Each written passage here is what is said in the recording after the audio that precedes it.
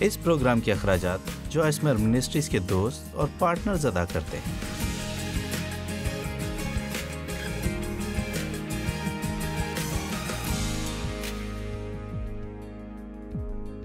آج میں آپ سے بے غرض رویے کے متعلق بات کرنا چاہتی ہوں۔ کیا یہاں خود غرض لوگ موجود ہیں؟ میں ایک ہاتھ کھڑا دیکھ رہی ہوں اور باقی نیچے ہیں۔ میں سمجھتی ہوں کہ یہ ایک بہت بڑی جنگ ہے جو ہم لڑتے ہیں، اور میں خود اس میں سے گزری ہوں۔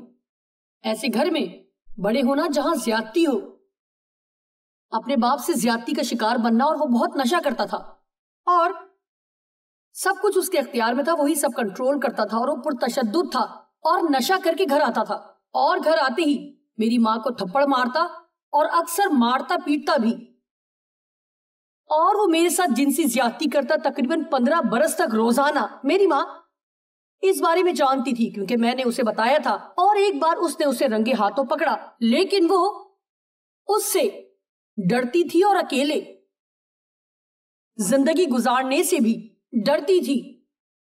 بنیادی طور پر دیکھا جائے تو میرا خیال رکھنے والا کوئی بھی نہیں تھا۔ میں 13 برس کی تھی جب میں نے کام پر جانا شروع کیا، اور میرے والد نے میری کلاس کے کبھی کپڑے نہیں خریدے اور نہ ہی میری گریجویشن کی تصویریں خریدتے تھے۔ وہ میرے گریجویشن کے کپڑے نہیں خریدتے تھے، وہ بس میرے لیے کبھی کچھ نہ کیا۔ ہاں، وہ مجھے کھانا دیتے اور میرے پاس سونے کے لیے جگہ تھی، مگر مجھے کبھی بھی محبت کا، میرا خیال رکھنے کا، دھیان رکھنے کا کبھی بھی احساس نہیں ہوا۔ اور آپ میں سے بہت اس سے متعلق جانتے ہوں گے۔ بہت جلد میرے ذہن میں خیال آیا، اچھا اگر تو خود اپنا خیال نہیں رکھے گی تو کوئی بھی نہیں رکھے گا، کیا کسی اور کو اس مشکل کا سامنا ہے؟ اچھا، تو جب میں نے ڈیو سے شادی کی، بلکہ کہنا چاہیے انہوں نے مجھ سے کی میں پہلے سے ہی شادی شدہ تھی اور یہ 5 سال کسی ڈراؤنے خواب کی طرح تھے۔ مجھے لگا کہ کوئی بھی مجھے نہیں چاہے گا، اس لیے میں نے بس وہ پہلی آفر قبول کر لی، اور اس کے پاس مجھ سے بڑھ کر مسائل تھے، اور آپ میں سے کتنے جانتے ہیں کہ پریشان حال لوگ پریشانی بھرے کام کرتے رہتے ہیں۔ اچھا، تو میں اندر ہی اندر جانتی تھی کہ یہ درست نہیں اور یہ کام نہیں کرے گا، لیکن میں نے پھر بھی ایسا کیا، اور ہماری طلاق ہو گئی۔ وہ بے وفا تھا، دوسری عورتوں کے پیچھے بھاگتا تھا۔ اس شادی سے میرا ایک بچہ تھا جس کا نام میں نے ڈیوڈ رکھا کافی دلچسپ ہے۔ اور ہاں بالکل، ڈیو نے اسی وقت اسے اپنا لیا۔ ہم کبھی بھی اسے سوتیلا بچہ نہیں کہتے، یا سوتیلا بھائی یا سوتیلی بہن۔ وہ ڈیو کو اتنا ہی عزیز ہے جتنے کہ باقی سب بچے ہیں، اور جیسا کہ آپ جانتے ہیں کہ ڈیو اچھے انسان ہیں اور مجھ سے محبت کرتے ہیں، اور وہ ہر طرح سے میرا خیال رکھنا چاہتے تھے، مگر میں نہیں جانتی تھی کہ کیسے کسی کو یہ سب کرنے دوں، کیونکہ مجھے یقین نہیں تھا کہ کسی کو مجھ میں اتنی دلچسپی ہوگی۔ تو جب یہ ساری کہانی اس موڑ تک پہنچی جہاں میں اس کو تسلیم کرتی، یہ بس میرے ڈی این اے میں نہیں تھا۔ میں ایسی تھی جیسے آپ جانتے ہیں، میں یہ یقین ہی نہیں کر سکتی تھی کہ جو فیصلہ اس نے ہمارے خاندان کے لیے کیا ہے اس میں ہمارا مفاد ہے، کیونکہ میں ایسے گھر میں بڑی ہوئی ہوں جہاں ہر فیصلہ جو میرے باپ نے کیا وہ اس کے ذاتی مفاد کے لیے تھا۔ کیا آپ سب میری بات سمجھ رہے ہیں؟ آپ جانتے ہیں کہ میں کیا بات کر رہی ہوں۔ تو میرا خدا پر اور لوگوں پر بھروسہ کرنا میرے لیے بہت مشکل تھا، اور میں بہت خود غرض تھی۔ میں بس ہمیشہ یہ یقین دہانی کرنا چاہتی تھی کہ میرا خیال رکھا جائے، اور میرا خیال ہے میں نے گزشتہ رات یہ ذکر کیا تھا کہ میں ایک مسیحی تھی، تب تک میں نے کلام سنانا شروع کر دیا تھا اور میں خدا سے محبت کرتی تھی، لیکن میں ناخوش تھی۔ جانتے ہیں، شروع میں آپ سوچتے ہیں اگر میری منسٹری بڑھ گئی تو میں خوش ہو جاؤں گی، اور میں خوشی محسوس کروں گی اگر میں 10 کلو وزن کم کر لوں گی، اور آپ جانتے ہیں ہم ہمیشہ کسی اور وقت خوش ہوں گے۔ اور میں نے خدا سے پوچھنے کی غلطی کی کہ آخر اس کی وجہ کیا ہے۔ وہ آپ کو بتانے میں خوش ہے اگر آپ واقعی جاننا چاہتے ہیں، اور اس نے مجھے بتایا، اس نے کہا تم اس لیے خوش نہیں ہو کیونکہ تم خود غرض ہو اور آپ ایک ہی وقت میں خوش اور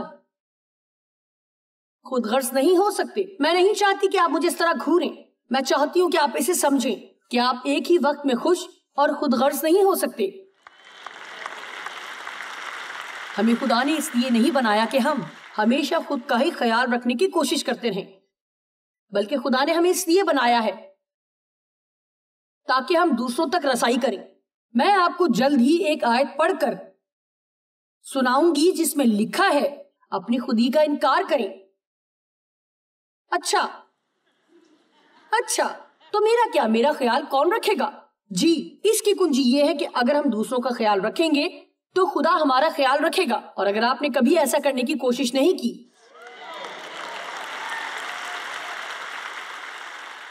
تو میں چاہتی ہوں کہ آپ ایسا کریں، کیونکہ بہت اچھا محسوس ہوتا ہے جب آپ کو کسی پریشانی کا سامنا ہو اور آخر کار آپ کے پاس دعا کی قوت میں اتنا ایمان ہو کہ اپنے آپ کو پاگل کرنے کے بجائے، ایک جواب ڈھونڈنے کے بجائے یا خود سے کوشش کرتے رہنے کے بجائے صرف اس کے لیے دعا کریں. اگر خدا آپ کو کچھ کرنے کے لیے کہتا ہے تو کریں، اگر نہیں تو اپنی زندگی میں آگے بڑھیں اور زندگی سے لطف اندوز ہو جب تک کہ وہ آپ کی پریشانی پر کام کر رہا ہے.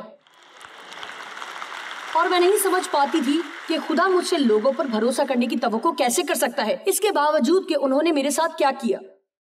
ایک دن میں اور خدا میرے بارے میں گرما گرم گفتگو کر رہے تھے کہ میرا رویہ ڈیو کی طرف بہت جھکا ہوا ہے. میرا مطلب صرف بائبل میں ان آیات کو پڑھنے سے ہی میرے رونگٹے کھڑے ہو جاتے تھے. اپنے شوہر سے محبت رکھیں اور میں بس یہاں بیٹھی خواتین جانتی ہیں کہ میں کیا بات کر رہی ہوں. میں نے کہا میں نہیں کر سکتی کیونکہ کوئی میرا خیال نہیں رکھے گا اگر میں اپنا خیال خود نہیں رکھوں گی. اور اس لیے میں نے خدا سے پوچھا تو کیسے مجھ سے توقع کر سکتا ہے کہ میں کسی مرد پر بھروسہ کروں کہ وہ میرا خیال رکھے. اس کے باوجود کہ جو کچھ میرے ساتھ ہوا اس نے کہا میں تجھے آدمی پر بھروسہ کرنے کو نہیں کہہ رہا، میں تجھے مجھ پر اس آدمی کے لیے بھروسہ کرنے کو کہہ رہا ہوں. آپ نے دیکھا خدا کا لوگوں پر اختیار ہے لیکن ہمارا نہیں ہے. میں نے بہت کچھ سیکھا. آپ جانتے ہیں ڈیو مجھ سے محبت کرتے ہیں اور ہر طرح سے میرا خیال رکھنا چاہتے ہیں اور وہ واقعی ایسے فیصلے کرتے ہیں جو میرے لیے مفید ہوں اور وہ چاہتے ہیں کہ میرے پاس وہ سب کچھ ہو جو مجھے چاہیے. وہ اکثر مجھ سے کہتے ہیں میں صرف تمہیں خوش دیکھنا چاہتا ہوں. اگر تمہیں ایک کتا چاہیے اور وہ اگر تمہیں خوش رکھے گا تو ہم کتا خریدیں گے. اگر تم چاہتی ہو، تم جانتی ہو، بس میں تمہیں خوش دیکھنا چاہتا ہوں. مجھے بہت سال لگ گئے اس بات کو سمجھنے میں کہ کوئی اور بھی مجھے واقعی بس خوش دیکھنا چاہتا ہے. مگر دیکھیں محبت ایسے ہی برتاؤ کرتی ہے. محبت چاہتی ہے کہ دوسرا شخص خوش رہے اور اس انسان کی خوشی کے لیے قربانی دیتی ہے جس سے آپ محبت رکھتے ہیں. چلیے مجھے جگائے رکھیں.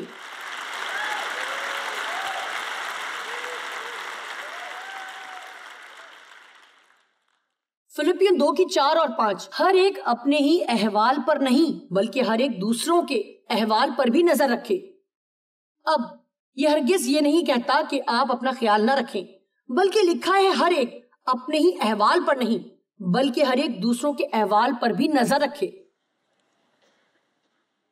ویسا ہی مزاج رکھو جیسا مسیح یسوع کا بھی تھا، عاجزی میں اسے اپنا نمونہ بنائیں. اب عاجزی کو بے غرض رویے سے پہلے آنا چاہیے کیونکہ اگر آپ کا ذہن عاجز نہیں ہوگا تو ہمیں ایسا محسوس ہوگا کہ ہم دوسروں سے بہتر ہیں اور انہیں ہمیشہ ہمارے لیے کرنا چاہیے اور ہماری خدمت کرنی چاہیے. ہم خدمت نہیں کر سکتے کیونکہ ہم کمتر محسوس کرتے ہیں اور ہمیں یہ سمجھنے کی ضرورت ہے کہ اگر ہم خود کو اس سے زیادہ بہتر نہیں سمجھتے جتنا سوچنا چاہیے تو ہم جان جائیں گے کہ ہم سب برابر ہیں اور صرف اس لیے کہ کوئی اور وہ کام نہیں کر سکتا جو آپ کر سکتے ہیں آپ کو ان سے بہتر نہیں بناتا کیونکہ میں آپ سے وعدہ کرتی ہوں وہ کچھ ایسا کر سکتے ہوں گے جو آپ نہیں کر سکتے. یہ زبردست آیت مرکز 8:34 یہ آیت مجھے اپنی خودی کا انکار کرنے کو کہتی ہے.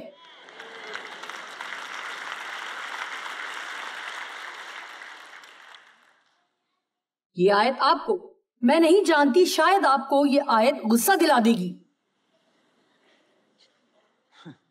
پھر اس نے بھیڑ کو اپنے شاگردوں سمیت پاس بلا کر ان سے کہا اگر کوئی میرے پیچھے آنا چاہے تو اپنی خودی سے انکار کرے اور اپنی صلیب اٹھائے اور میرے پیچھے ہو لے۔ اب یہ کون سی صلیب ہے جس کے بارے میں خدا کہتا ہے کہ ہمیں اٹھانی ہے؟ اب اس بات کو ذرا دھیان سے سنیں، ہمیں اپنے لیے ایک لکڑی کی صلیب اٹھا کر نہیں چلنا جیسے یسوع نے کیا، اور اس پر کیلوں سے جڑنا نہیں، لٹکنا نہیں اور دوبارہ مرنا نہیں ہے۔ جو صلیب ہم اپنی زندگی میں اٹھاتے ہیں وہ دنیا میں جا کر ایک بے غرض زندگی جینے کی ہے۔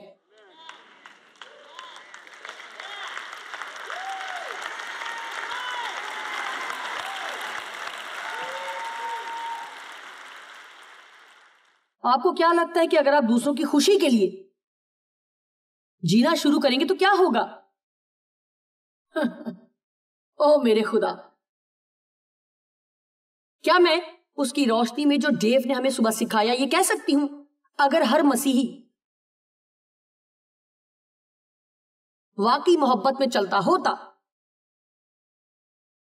تو آج ہماری قوم میں یہ پریشانیاں نہ ہوتی جو ابھی ہیں۔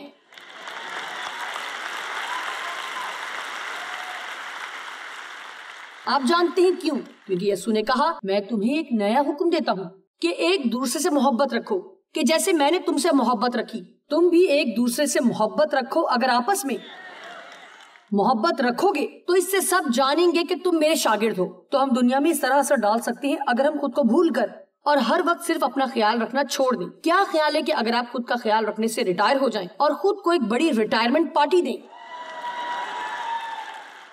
میرا مطلب سچ میں کیا آپ میں سے کچھ ہر وقت اپنا خیال رکھ رکھ کر تنگ نہیں آ گئے؟ مجھ میں اب ایسا کرنے کی طاقت نہیں رہی۔ اے خدا میں تیری ہوں اور میں یہ زندگی تیرے لیے جی رہی ہوں۔ میں توقع کر رہی ہوں کہ تو میرا خیال رکھے گا۔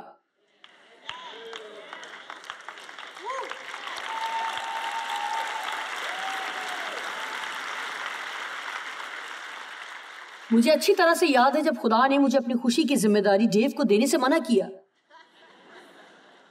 اور یہاں کچھ اور خواتین ہیں جنہیں یہ سننے کی ضرورت ہے، اور شاید کچھ مرد بھی جس سے آپ کی شادی ہوئی ہے، اسے اپنی خوشی کا ذمہ دار مت بنائیں۔ اور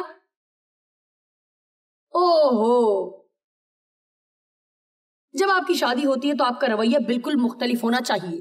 زندگی میں میرا مقصد یہ ہے کہ میں تمہیں خوش کرنے کے لیے جو کچھ کر سکتی ہوں کروں۔ اب میں آپ کو اونگتے ہوئے نہیں دیکھنا چاہتی۔ اور کیا آپ جانتے ہیں آپ خاموش ہو گئے ہیں جب میں نے یہ کہا، مگر دیکھیں یہ وہ چیز ہے جو آپ چھوڑ نہیں سکتے۔ اگر آپ کا رویہ ایسا ہے میں دوسروں کو خوش کرنے کے لیے جیوں گی تو خدا آپ کو اتنا شادمان بنا دے گا کہ آپ اسے سنبھال نہیں پائیں گے۔ بات یہ ہے کہ ہم ہمیشہ اکیلے رہ جانے سے ڈرتے ہیں۔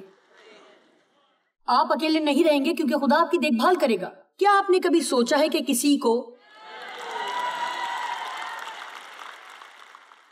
کوئی پریشانی کیوں ہوتی ہے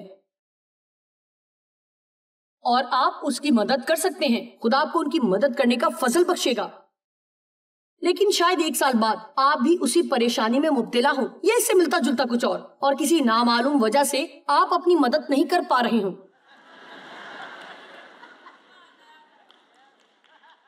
آپ جانتے ہیں کیوں؟ کیونکہ خدا نے ہمیں خود تک ہی محدود رہنے کے لیے نہیں بنایا،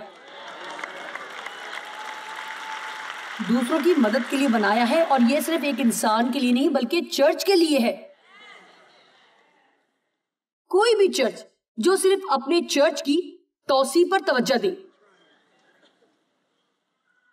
زیادہ امکان ہے کہ وہ نہیں بڑھے گا، لیکن اگر آپ لوگوں تک پہنچ کر ان سے محبت کرنے پر توجہ دیں گے تو آپ کی عمارت چھوٹی پڑ جائے گی۔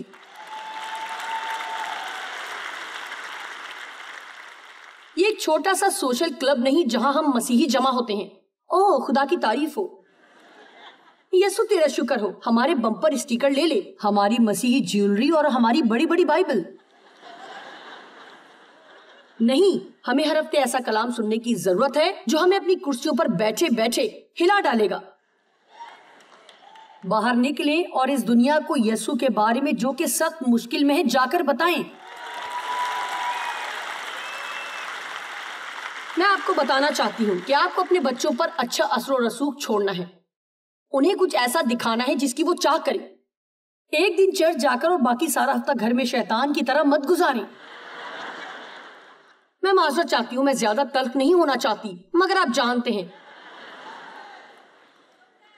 اگر ہم واقعی اپنے بچوں کے لیے اچھا نمونہ ہیں تو انہیں دنیا میں چاہے کیسی ہی آزمائش کا سامنا ہو اور چاہے جتنا بھی دباؤ ہو, وہ کبھی ہرگز بھٹکیں گے نہیں, کیونکہ کوئی بھی جھوٹی اور جعلی چیزوں اور صحیح اور حقیقی چیز میں فرق بتا سکتا ہے.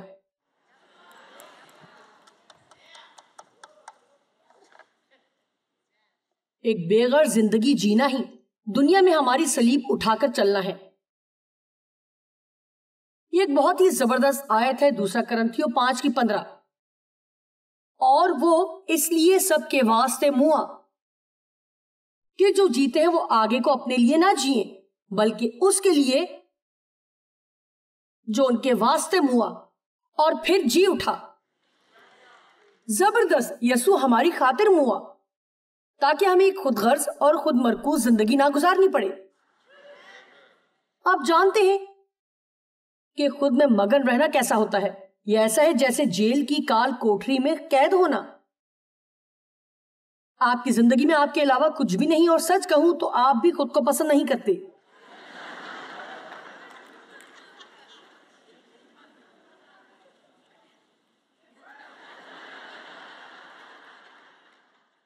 میں جانتی ہوں کہ خود غرضی پر 1 گھنٹے کا پیغام شاید آپ کو دلچسپ محسوس نہیں ہو رہا, لیکن واو, لیکن کیا ہو اگر آج آپ یہاں برکت حاصل کرنے کے بجائے آپ یہاں بابرکت بننے کو آئے ہوں.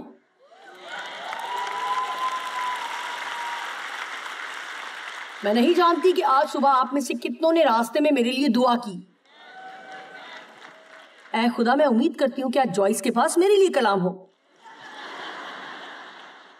میری حوصلہ افزائی نہیں ہوئی کیونکہ زیادہ ہاتھ کھڑے نہیں ہوئے, لیکن میں نے آج صبح آپ کے لیے دعا کی ہے. آمین. جب ہم ان کانفرنس میں آتے ہیں, میرا مطلب میں آپ سے سچ کہوں گی, جب میں یہاں سے جاؤں گی تقریباً دوپہر کے 3 بجے, میری خواہش ہے کہ آپ کے پاس وہ سب ہوگا جو میرے پاس ہے, اور میں گھر جا کر محنت کروں گی, اور 2 ہفتے میں یہ دوبارہ کرنے کے لیے تیاری کروں گی, اور اس کے درمیان میں ایک کتاب لکھوں گی یا ایک نیا پیغام تیار کروں گی. میں اپنے کام کے لیے بہت محنت کرتی ہوں, اور مجھے آپ کی دعاؤں کی اتنی ہی ضرورت ہے جتنی کہ آپ کو ہماری دعاؤں کی. ہمیشہ صرف حاصل کرنے کی کوشش مت کریں.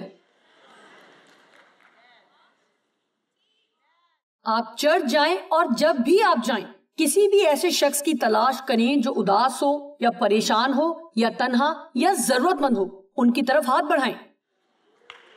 جی, اپنا ہاتھ ان کی طرف بڑھائیں. صرف اپنے 3 مسیحی دوستوں کو ڈھونڈ کر ان کے ساتھ اپنے چھوٹے گروپ میں مت بیٹھ جائیں.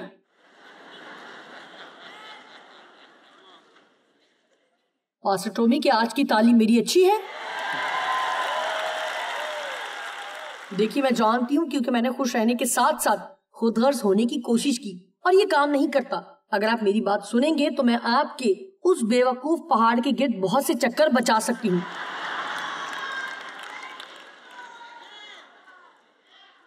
اور جو میں آپ کو سکھا رہی ہوں وہ میں جیتی ہوں. میں ہر روز خدا سے پوچھتی ہوں, مجھے بتا میں کسی اور کے لیے کیا کر سکتی ہوں. میرے پاس ایسا کیا ہے جو میں کسی اور کو دے سکتی ہوں. کسی کو حوصلہ افزائی کی ضرورت ہے. کون برکت کا سبب بن سکتا ہے. میں کس کے لیے برکت کا سبب بن سکتی ہوں. اور میں دیکھتی ہوں اور لوگوں کو سنتی ہوں. آپ جانتے ہیں اگر آپ لوگوں کو سنیں تو وہ آپ کو بتاتے ہیں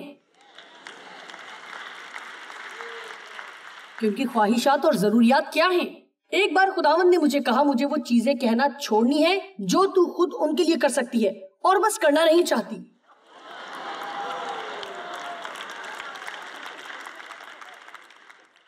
سنیں, آپ کو یہ دوبارہ سننے کی ضرورت ہے.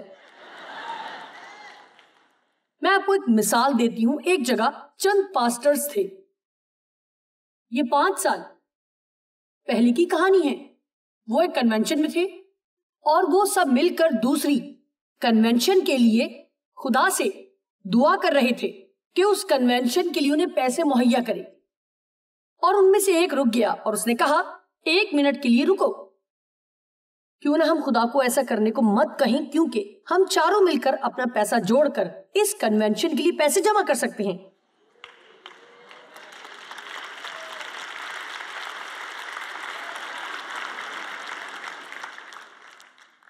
جانتے ہیں لوگوں کے لیے پہلے سے ہی بہت ساری مفت چیزیں میسر ہیں، مفت چیزیں آن لائن، مفت تعلیمات، مفت ڈاؤن لوڈ، مفت مفت مفت، سب کچھ مفت ہے۔ میں نہیں جانتی کہ ہم نے کتنے چھوٹے ٹرک خریدے اور ہم نے انہیں بتیوں سے بھرا ہوا بڑی اسکرین کے ساتھ اور سب سہولیات اور خوبصورت چیزوں سمیت خریدا، اور ہمارے پاس لوگ ہیں جو رضاکارانہ طور پر سارے ہفتے آپ سب کی رہنمائی کرتے ہیں اور آپ سب کو بڑی خوشی کے ساتھ خوش آمدید کہتے ہیں اور آپ کے لیے کام کرتے ہیں، اور آپ کو صرف اتنا کرنا ہوتا ہے، مجھے برکت دیں، اور پھر آپ غصہ ہو جاتے ہیں اگر میں چندے کی بات کرتے ہوئے زیادہ وقت لے لیتی ہوں۔ آپ جہاں بھی جاتے ہیں لوگ آپ سے پیسے کی بات کرتے ہیں۔ جب آپ اس کانفرنس کے بعد کہیں بھی کھانا کھانے کے لیے جا کر بیٹھیں گے تو وہ آپ سے ہرگز یہ نہیں کہیں گے خدا آپ کو برکت دے۔ اگر آپ گاڑی میں پیٹرول ڈلوانے رکیں گے وہ یہ نہیں کہیں گے کہ کوئی پیسے مت دیں۔ لوگ ہر جگہ جہاں بھی آپ جائیں آپ سے پیسے کی بات کرتے ہیں، لیکن ہم صرف چرچ پر غصہ ہوتے ہیں۔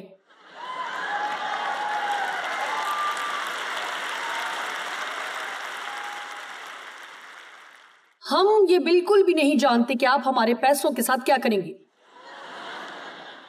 اگر آپ خدا کو دیں گے تو آپ کو ہرگز یہ پریشانی نہیں ہوگی۔ کبھی یہ رویہ مت اپنائیں کہ آپ کسی چرچ یا کسی پاسٹر کو پیسے دے رہے ہیں۔ خدا کو دیں اور اس پر ایمان رکھیں کہ وہ آپ کو اس کا انعام ضرور دے گا۔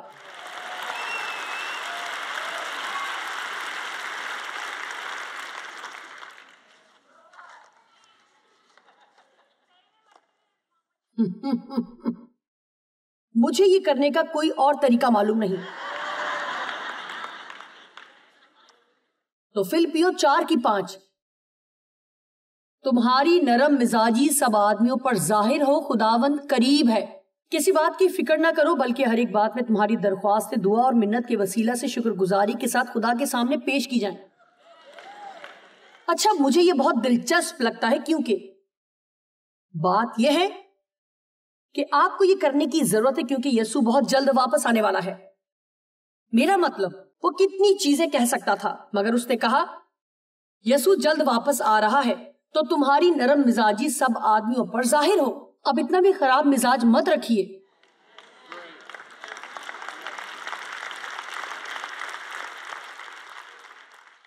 کہ آپ کسی کی تعریف نہ کر پائیں۔ تم نہیں جانتی کہ میں کن حالات سے گزری ہوں۔